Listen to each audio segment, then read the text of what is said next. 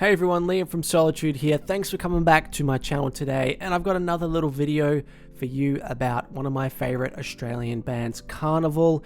Yes, the prog rock band from Perth, Western Australia, are back with a new song. It's called Drone. It came out a few weeks ago.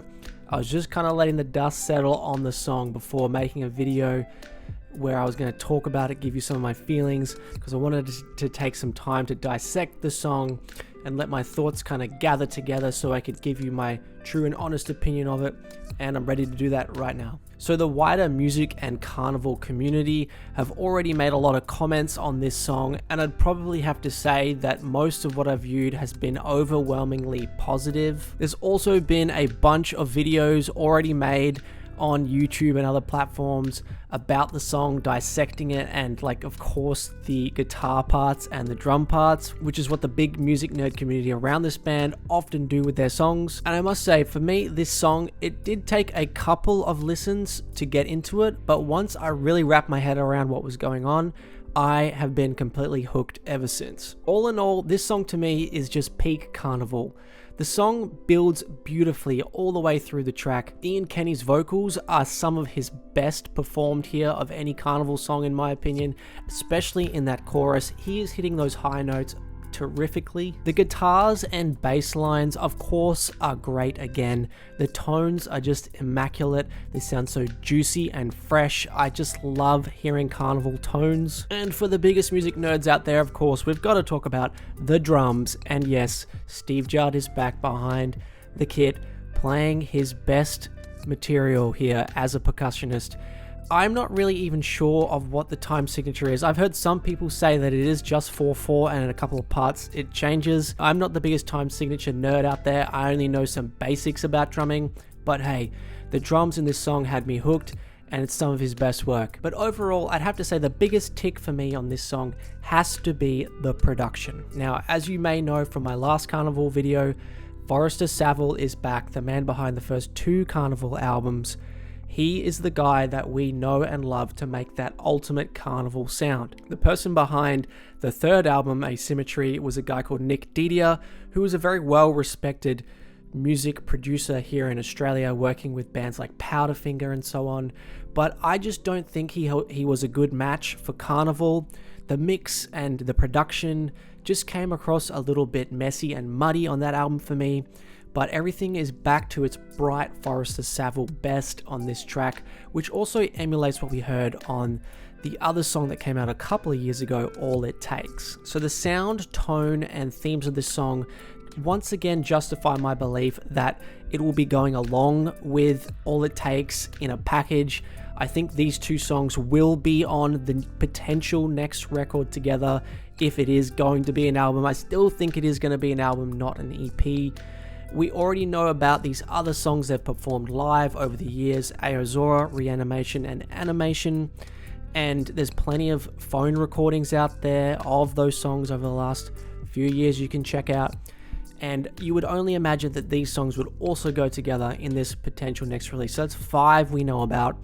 The question is, will there be more? Will there be somewhere between 10 or 12. Thankfully for us fans out there, we should be getting answers in the next few months, with Karnivool's Australian tour kicking off really soon as of me making this video. So you would imagine if they have new songs other than these 5 that we know about, they may tease them in these live shows by playing, a handful of them, 1, 2 maybe. We don't know. They might even just tell us as crowd members what's going on. Hey, this is a new song that's going to be on our album, yada yada. Now I want to bring another person into the discussion here about Karnivool's new song. This is a guy called Dan with a YouTube channel named Sound is a Factor. He's just started recently and he's making a lot of great content about Australian music, mostly from the 90s and early 2000s. You should check his channel out. It is awesome content. Here's what Dan has to say about the new song. When Asymmetry released in July of 2013, Karnivool were releasing new albums every 4 years. It's pretty safe to say that no one was anticipating such a massive wait for new music from the Perth legends. All It Takes released on the 10th of December 2021. The drought appeared to be over, and Christmas had come early. An absolutely incredible song that had been road tested live by the band for years without a proper release. It was a song full of polyrhythms, prominent bass high up in the mix, plenty of hammer-on pull-off riffs, and enough space for Ian Kenny's vocals to shine through. Fans of the band were hopeful of new music, with the band touring at home in Europe after the end of the Spicy Cough. The boys were also teasing us on social media with pictures of the band in the studio, with Drew occasionally posting a video of what he was working on. As the years passed and time marched onwards, there were no concrete signs of new music apart from what was being road tested, including animation and reanimation. Hope amongst fans was waning once again. 2025 arrives and Karnivool are posting more frequently on their socials with more and more pictures and videos of studio sessions with longtime producer Forrester Saville. Fans were again hoping and praying for new music or a new album.